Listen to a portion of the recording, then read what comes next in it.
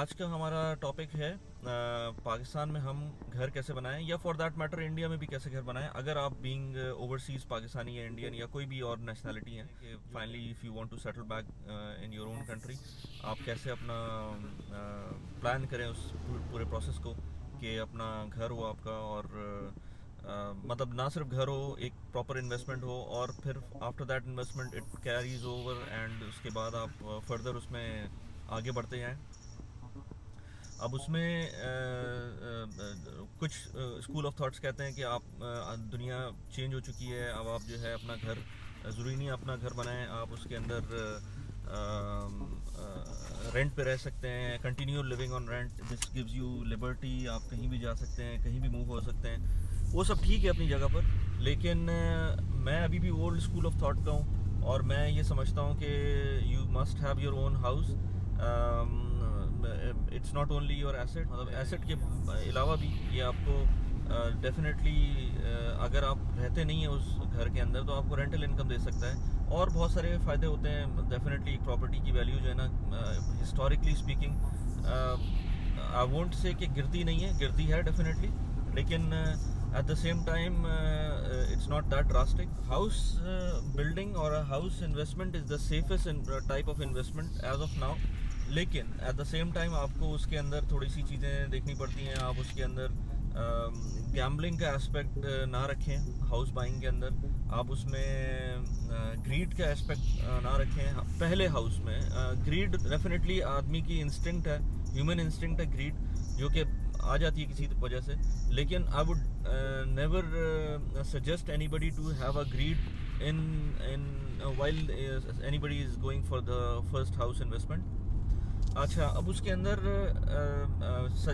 ये वीडियो मैं ज़्यादा लंबी नहीं बना रहा, मैं इस टॉपिक के ऊपर बहुत I think series of videos बन सकती हैं, लेकिन डिफरेंट टाइमिंग्स के अंदर।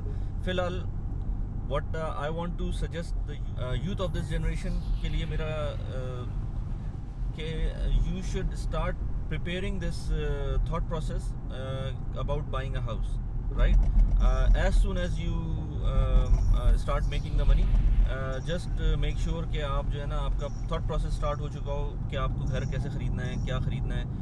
आई नो पाकिस्तान के अंदर तो खैर इनकम लेवल्स उस तरह के नहीं होते, लेकिन जब आप ओवरसीज़ जाते हैं तो आपके एक सर्टन लेवल से ऊपर ही आपको इनकम हो रही होती है, तो उसके अंदर the first thing you should do is to plan and buy a house, not only for yourself, for family, and not only for let's say if you are even well off और आपको कोई इतना मसला नहीं है, आपका अपना घर मौजूद है let's say पेरेंट्स का, but still you need to have your own house, unless you are fortunate enough कि आपको कोई प्रॉब्लम नहीं है, आपकी इनहेरिटेंस से आपको बहुत सारी प्रॉपर्टी मिल जाएगी, that is the different story.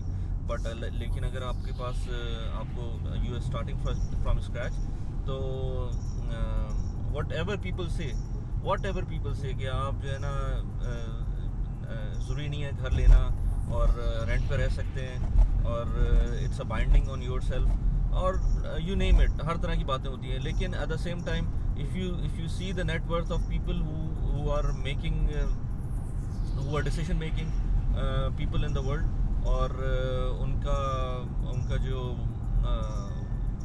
किसी भी तरह के लोग ले लें, आप टेक सेक्टर में ले लें, आप फाइनेंशियल सेक्टर में ले लें, आप पॉलिटिशियन ले लें, आप हर तरह के लोग ले लें, the majority of the portfolio runs into either business, secondly their properties. See, आप बिजनेस करते हैं, आप बिजनेस कर सकते हैं, it's well and good, you can carry on with that, लेकिन अगर आप एक normal person who is doing a job, उसके लिए तो या तो आप बिजनेस कर सकते हैं तो स्टार्ट करते हैं बिजनेस, क्योंकि बिजनेस से बेहतर कोई चीज़ नहीं है, this is a fact. But if you are not doing a business, then of course you need to start thinking about investing and start thinking about your own house and stuff like that, because even though you will still keep on renting if you're overseas, but still you must have your asset built up at the same time. तो उसमें आपको करना ये है कि day one से, चाहे आप पाकिस्तान में हो चाहे आप ओवरसीज़ हो, अगर आप पाकिस्तान में हो तो as I said I understand कि वहाँ मुश्किल है थोड़ा सा आपको पैसे जमा करना to start with, but let's say if you talk about overseas, तो आपको एक एक्सपोनेंशियल जंप मिलता है once you start your job anywhere in the world, anywhere else in the world rather than India and Pakistan, because India Pakistan में taxes भी बहुत ज़्यादा हैं और इनकम लेवल्स उस तरह से नहीं है. तो I would say let's say if you are talking about Middle East, then Middle East के अंदर तो देखें आपको टैक्सेस नहीं मिलते हैं and you don't have the citizenship as well. Eventually there is no citizenship as well here. तो आप यहाँ परमानेंट होम तो होता नहीं है किसी का. तो for sure to start with you must have a property, because जितना मैंने देखा है अभी तक उसमें आप फर्स्ट प्रॉपर्टी जिस वक्त आप प्रॉपर्टी लैडर पे चढ़ना शुरू करते हैं, the first property you buy, after that you get whole lot of experiences. तो आपका जो वो प्रॉपर्टी बाइंग का, प्रॉपर्टी मैनेजमेंट का, प्रॉपर्टी में रहने का, अपनी प्रॉपर्टी में को मैनेज करने का जो एक्सपीरियंस होता है वो भी एक अलग वैल्यू रखता है, क्योंकि उसके बाद आपके पास एक्सपोजर मिलता है, आपको कॉन्फिडेंस मिलता है कि आप नेक्स्ट प्रॉपर्टी में कैसे जंप करें, नेक्स्ट इन्वेस्टमेंट कैसे करें, या अनलेस आपका कोई डिबैकल हो जाए, आपके साथ कोई प्रॉब्लम हो जाए आपकी प्रॉपर्टी में जो आपने बाय की हो. तो अदरवाइज तो नॉर्मली मैंने ये देखा है कि लोगों को उसमें इंस्टेंट बूस्ट मिलता है, एक फीलिंग ऑफ अकम्पलिशमेंट होती है जिसकी वजह से आपको कॉन्फिडेंस आता है. अगेन उसमें कुछ केसेस ऐसे हैं पाकिस्तान में भी और आई एम श्योर इंडिया में भी होंगे जिसके अंदर आपको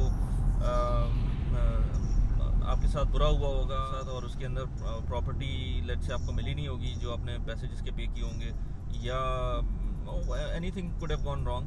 but again that is also a part of experience जो कि आप कोशिश करें कि आपको ना हो. लेकिन if you go straight through the process, I would suggest like start saving some money, because of course in the beginning you cannot just invest starting from the first salary.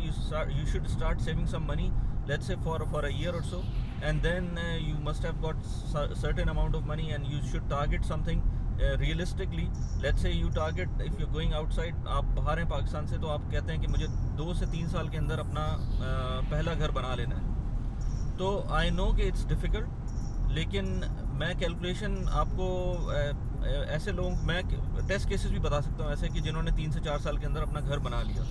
अब घर बना लिया या फ्लैट ले लिया या whatsoever, मतलब आप अगर आज से 15 साल पहले कोई एक्सपर्ट यहाँ पर आया हो किसी भी मुल्क में, यूएई में लेट से, तो ऐसे लोग भी हैं जो 15 साल के अंदर भी अपना घर नहीं बना सके.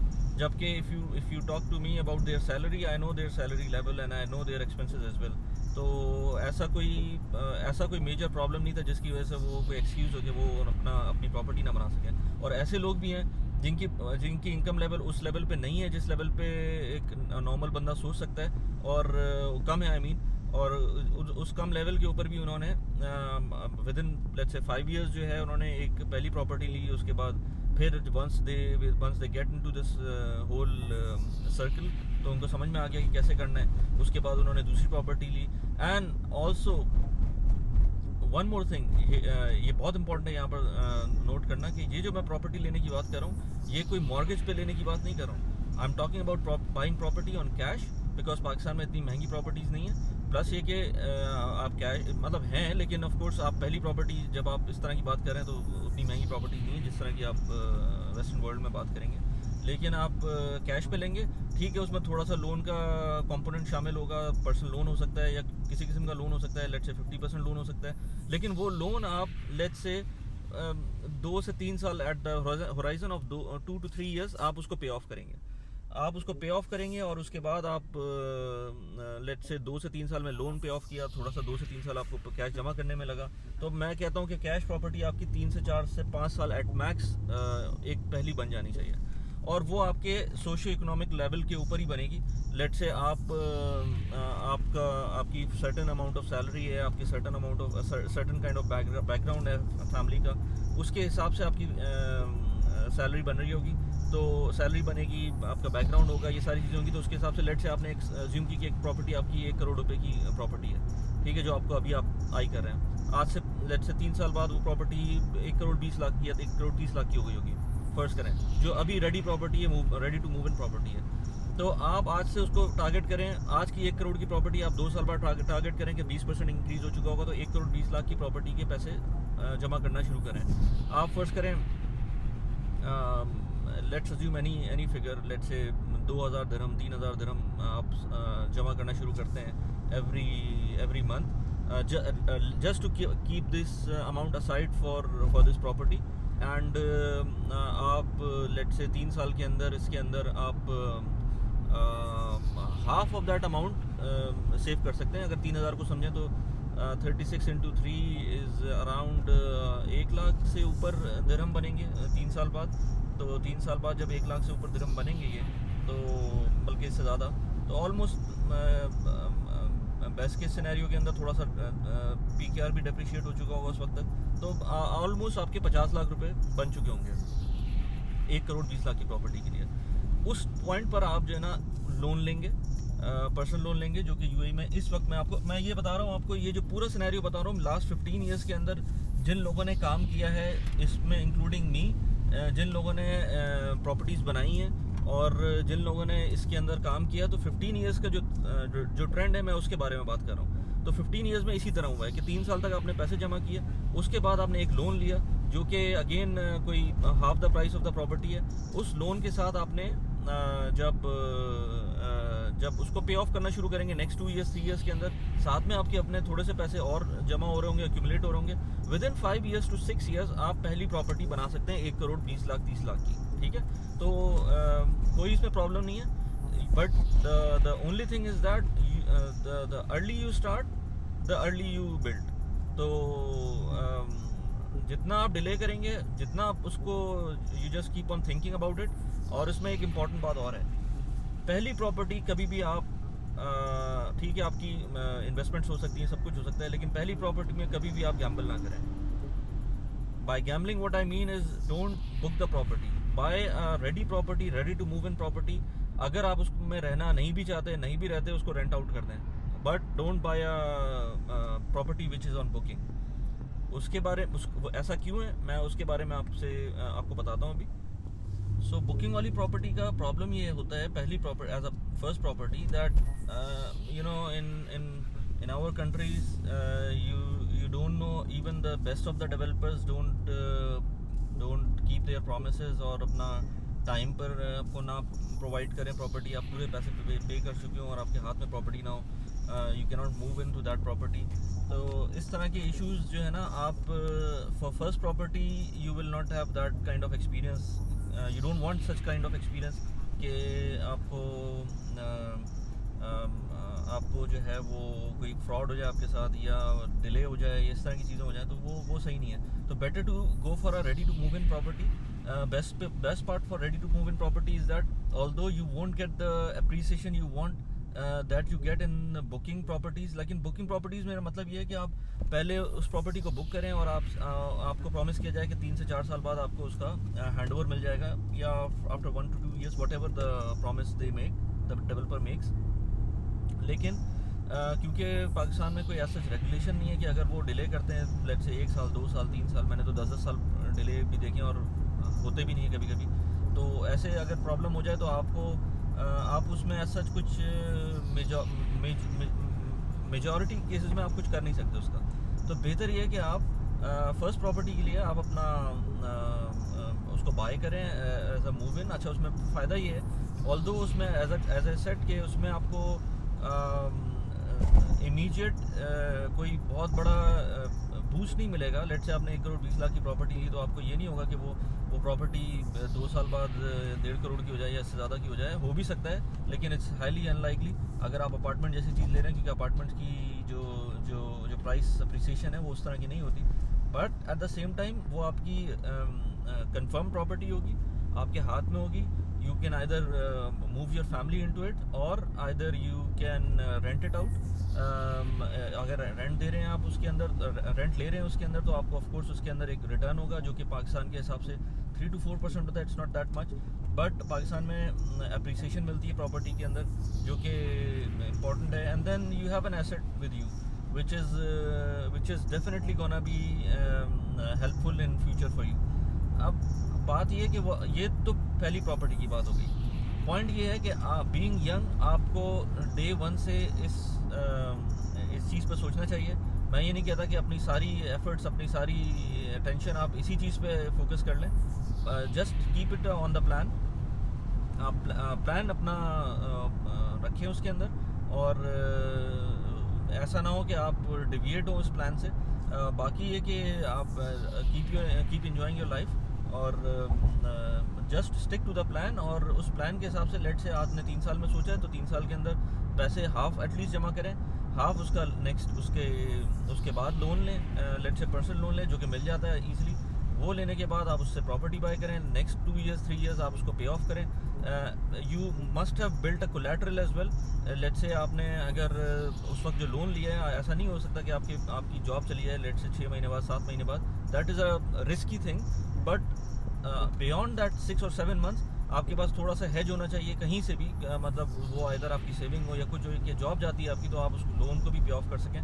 अगर आप लोग चाहते हैं कि मैं आपको एक कैलकुलेशन बना के दूं कि ये कैसे पॉसिबल है कि आप उसमें रिस्क फ्री 3 साल बाद एक प्रॉपर्टी खरीद लें, बीइंग इन ओवरसीज़ पाकिस्तानी, आपकी सिचुएशन के हिसाब से मैं डिफरेंट आपको वो बता सकता हूँ. इसके अंदर income level plus property prices क्या हो सकती हैं, और क्या प्लान हो सकता है, क्या सिनेरियो बन सकता है, उसके हिसाब से आप बाइंग कर सकते हैं.